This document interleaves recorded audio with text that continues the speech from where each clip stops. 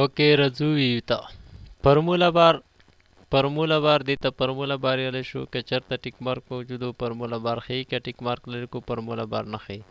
او که ټیک مارک وي چې واپس ښیي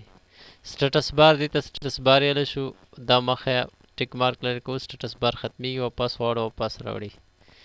هیډر پوټر تاسو ته ما مخکې په سیټ اپ کې ټول تشریح کړي دي پیج دا ټول مخکې درس ته د دې لپاره د په سیټ اپ درس ته مراجعه وکړئ کمنټ یو شي ته کمنټ ورکول پر اگزامپل دلته موږ یو نوم ولیکلو وروسته انزرټ مې وکړه روان ده ویو کمنټ نیو کمنټ کلیک کوو کمنټ ورکولی شو وروسته انزرټ مې وکړه روان ده په تفصیل سره به انشاءالله یاد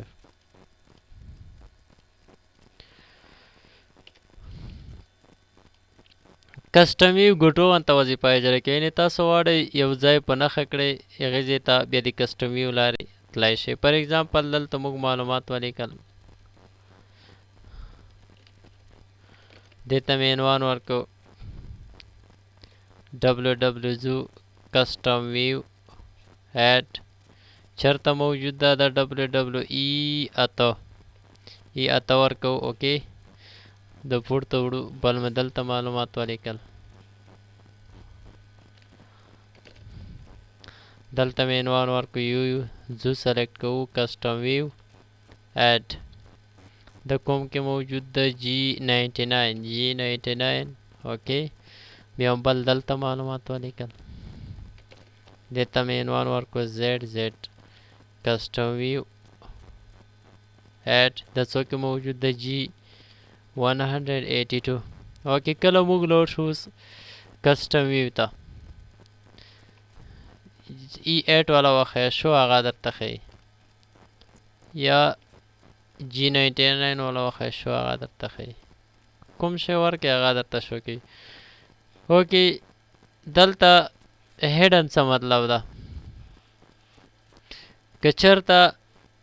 پرنټ سیټینګ نه پرنټ دپاره سیټ کوی شئ که نه ونی سیټ کوی هیډن رو کالم ان فلټر سیټینګ دلته اوس دا رو موږ هایټ کړه پرمټ رو هایټ اوس کله موږ لوډ شو ګو ټو کسټم ویو G99 شو ښیي یا کومه رو موږ ختمه کړې وه E8 مې ختمه کړې وه شو هغه راته شو کوي که چېرته دا ټیک مارک نه و هیډن کو بیا به چې کوم ځای مو هایټ کړی وي هغه ځای ته به نه ځي کله دا لړ لومړی به هایټ کوو ورته اوکې فول سکرین باندې آلریډي پوهېږئ فول سکرین کې ښیي دې څه واپس بندېږي او زوم سره کولی شئ سایز غټ کړئ هغه وټ خبرې دي څومره غټوئ اوکې هغومره غټېږي څومره کموئ هغومره کمیږي سیل سایز او کسټوم لارې تاسو ورته خپل اندازه انتخابولی شئ 100% غواړئ 400 اوکې 40 شو یا غواړم 400 ورکو هغومره پرسنټ غټېږي